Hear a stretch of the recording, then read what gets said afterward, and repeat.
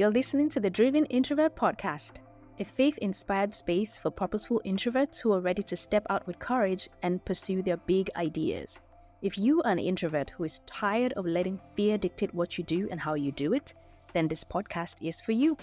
I'm here to remind you that the life and work you've dreamed about is possible, and your unique personality is not a limitation to achieving it. I'm your host, Remy Roy, and I'm the co-founder of shepact.com. On this podcast, I'll feature introverts and others with unique perspectives on what it means to follow dreams, passionately build out ideas, and live a life that matters. Expect inspiring conversations, resources, reflections, and stories on faith, life, and work. Hi there. Thanks for joining me on this episode of the podcast. Today, I want to talk about personality, specifically the connection between personality and the work you are drawn to. See, I love personality tests. I never get tired of taking them. In the past, I approached personality tests like some sort of, like a crystal ball, like they could tell me my future. It sounds silly now, but that's how I felt. I know this because every time I took tests, unfortunately, irrespective of the specific branding of the quiz, there's lots of them, always ended up slightly let down. No matter what the final review turned out to be. Many years ago, my mom came home with a book titled Finding Your Purpose, and I absolutely lost my mind. I thought, you mean there's a book like this out there and I didn't know it? I'm reading this today, I told myself. I grabbed the book, I began to devour it. I was probably about 15 or 16 years old at the time. And I was desperately trying to find myself. I don't know what your teenage years were like, but I was just trying to find myself, right? I always wondered about the vastness of the world and my place in it. I was asking questions like, why was I here? What am I about? And how can I make sense of this life? How can I fill this big hole inside of me? Well, I had finally found the book that will answer all of my burning questions. But halfway through the book, I was restless and I was kind of upset, When was the author going to tell me what my purpose was? Why was it taking so long? I was a teenager. All I wanted was a quick answer, get straight to the point, sir, I didn't want to hear about stories of people who had found their purpose or the lessons or principles the author was so meticulously trying to teach me, at least not right then. I just wanted him to deliver on his promise of helping me find my purpose. Unfortunately, that book left me with more questions than answers. And as I closed it up, I was disappointed and, of course, let down. A small voice floated into my consciousness. And the question it asked me was, did you expect to find your purpose in a book written by someone else? Other people probably have this book in their hands too. Are they also going to find theirs? Well, this is exactly how I treated our personality test. They could just magically tell me my future and everything I needed to know about myself. Well, now I know better. And thankfully, I know how to use them to my advantage. Because I think there's so many things that we can learn from personality tests, right? There are a couple of great personality tests out there. I guess the most popular one will be the MBTI, the Myers-Briggs Type Indicator. It's really cool. But I've heard so much about the Enneagram also, but for some reason I haven't taken that one, as popular as it is. And I think what I'll do is I'm going to take the test and share my results with you. Yeah, that should be fun. If you'd like to take the Enneagram test with me, join me by following the link in the show notes. I'm going to put the link right there. And yeah, you can send me an email or a voice note with your results. Okay, so let's move on. Just for kicks, there's an ancient kind of personality test that my siblings and I did when we were growing up. It's not exactly a test now that I think about it. It was just in a book. The book is called The Spirit-Controlled Temperament, and it had 4 different personality types. And there was the sanguine, the choleric, the melancholy, and the phlegmatic. I don't know if I'm saying those words correctly, but those were the 4 different personality tests. And in my house growing up, we were 4 kids, and somehow we had every one of every personality in my family. Guess which one I was? If you're familiar with these 4 categories, send me an email. I'm really curious to know if anyone else knows about this. Well, my best personality test to date actually is found at 16personalities.com. I absolutely love that one. It's actually based on the Myers-Briggs test. I love it because it not only gives you the personality that most describes you based on your results, it also gives you more insight into how the personality kind of shows up in different areas of your life, right? So it gives you like the strengths and weaknesses of your personality in, say, romantic relationships, in friendships, in parenthood, in your career paths, and in also your workplace habits. And for me, when I read it, the results that it gave me, it made absolute sense. I'm an INFJ, which means introverted, intuitive, feeling, and judging. And there's also ENFJ, which would be the extrovert. There's INTJ. Like there's so many of them, right? Like 16 of them actually. And according to the 16 Personalities website, this type, which I am, which is the INFJ, is actually called an advocate. I mean, they just kind of give it a name. It's called an advocate. And you can check the website for the description. I'll leave that in the show notes. It's 16personalities.com. Really easy. The part that really got me really was the career part, because it made me realize that the search for purpose is a huge deal for INFJs.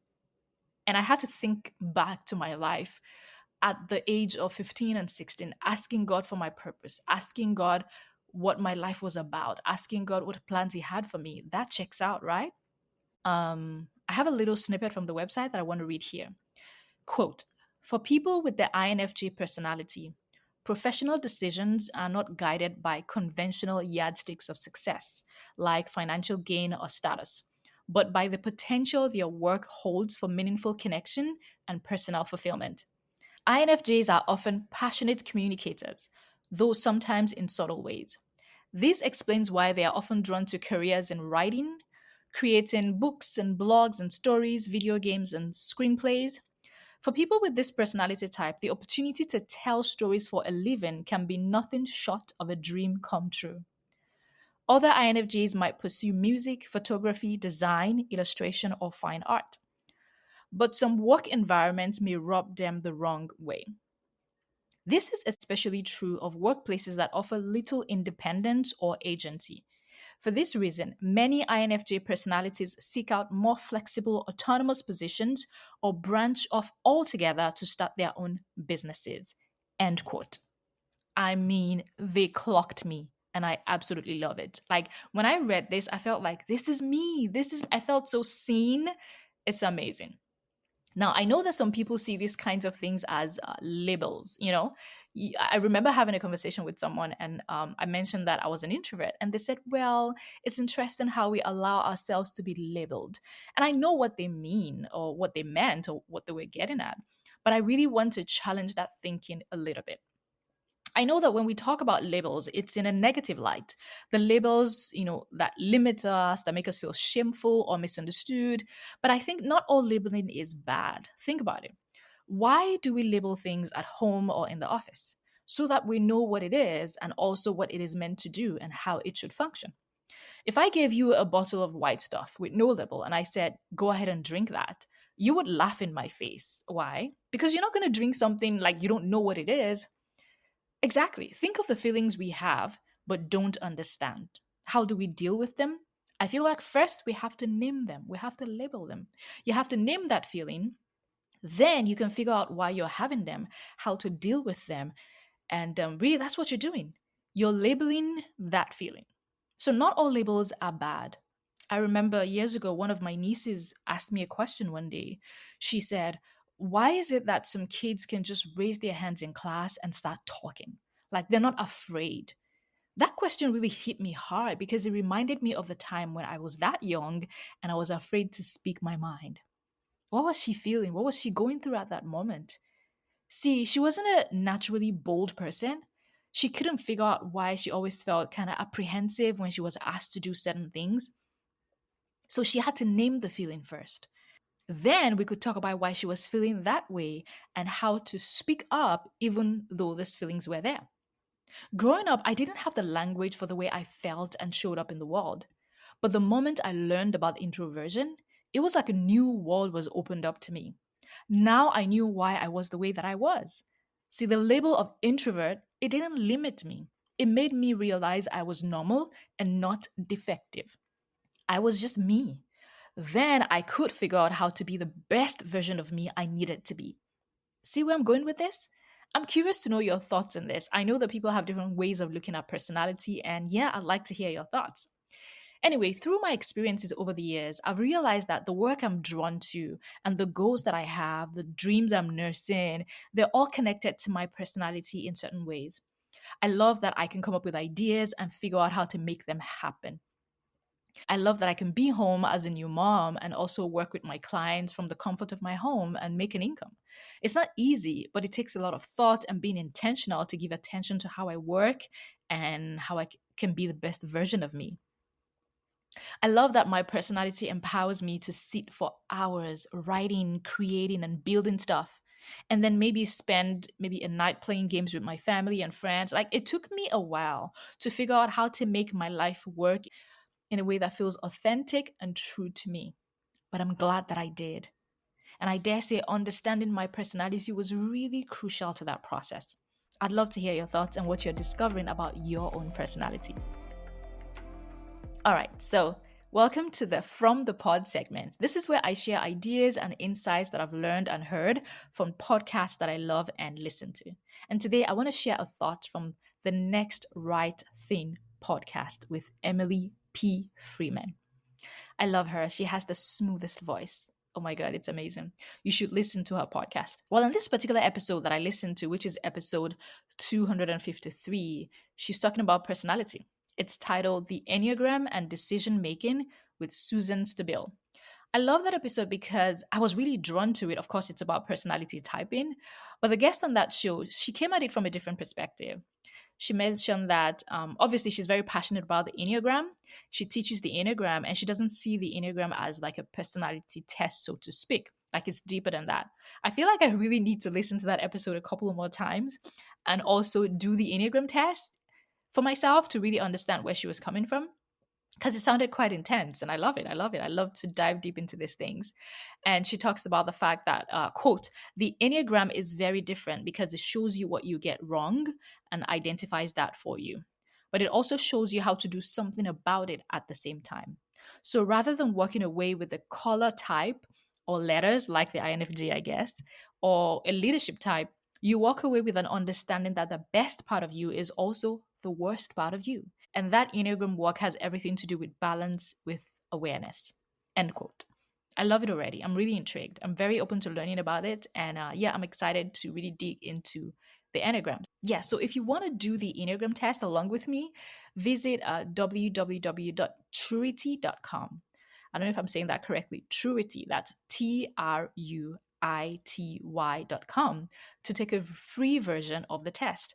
I'll also leave the links in the show notes so you can find it. And yeah, if you're interested, you can email me or send me a voice note with your results, and I'm going to share my results also. All right. Every time I do a solo episode, I'm going to leave you with a question. I hope you'll take the time to consider that question, and if you're so inclined, send me a note with your thoughts. Today, my question to you is this: what kind of life and work do you want? I want you to really think about it because I feel like sometimes we drift, we coast along, we just take what comes. But I want you to be intentional about writing down what you really envision for your life. I remember doing this a long time ago when I was a child. It's so funny that I had the presence of mind at that age to say out loud what I wanted. I mean, I didn't say it to anyone, I just spoke it to God and I wrote it down. And I wish I could find that little book where I wrote my thoughts as a preteen. I'm learning how to keep my journals better so that I can really go back to them. I have a stack of journals that I love to go back on, but I digress. I want you to think about the kind of life and work you want. I remember telling the Lord as a child that you can take me anywhere you want me to go. Please do anything you want with my life, but just give me the grace to be there for my family. I was probably 12 or 13 at that time. And when I think about that desire, it's the same prayer that I have today. Like, Lord, I'm willing to follow the path you have for my life, but I want to be able to be a family focused person. I want to be a mom that can figure out how to spend time with my kids, to love them, to play with them, drop them off at school and pick them up, just to spend time with them and enjoy their presence, and see them grow and develop and blossom. But I also want to do things. I want to build stuff. I want to create stuff. I want to chase my dreams. I want to make money, if I dare say so. I want to live a life of impact, right? I want to live a significant life, but I don't want to choose one in favor of the other. And that's one really big desire that I had for my life. So I guess my question to you is, have you thought about that? Like, what do you really want? What kind of life do you want? I challenge you to take time to think about it and then write it down, and then go figure out a way to make it happen. So that if at any point you realize that where you are is in no way close to where you really want to be, then you can begin to do something about it. What are you going to do about it? Don't just let it go. Think about it. Don't think that the life you want is too far-fetched and unattainable. You can attain it. You can absolutely attain it. I'm not sending you on some wild goose chase. I'm asking you to really dig deep, figure out what you want, what is important to you, and ask God to give you the grace to go after that. I hope you think about it. And yeah, I'd love to know your thoughts. Send me an email at thedrivenintrovert@shepacked.com, or send me a voicemail at shepacked.com/voicemail. I'll leave all the links in the show notes. Don't forget to join me in the next episode as I bring you an interview and insightful conversation you don't want to miss. Bye. Thanks for listening to this episode of the Driven Introvert podcast. If you enjoyed this conversation, please take a moment to click the follow button on your podcast app or subscribe wherever you get your podcasts. As always, don't forget to take courage, trust God, and go pursue your big ideas. See you next time.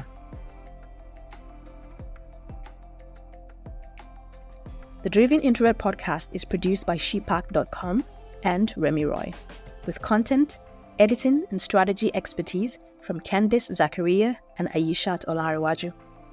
Want to ask a question or share a comment on a future episode? Email us today at thedrivenintrovert@shepack.com, or click on the link in the show notes to record your question in a voicemail.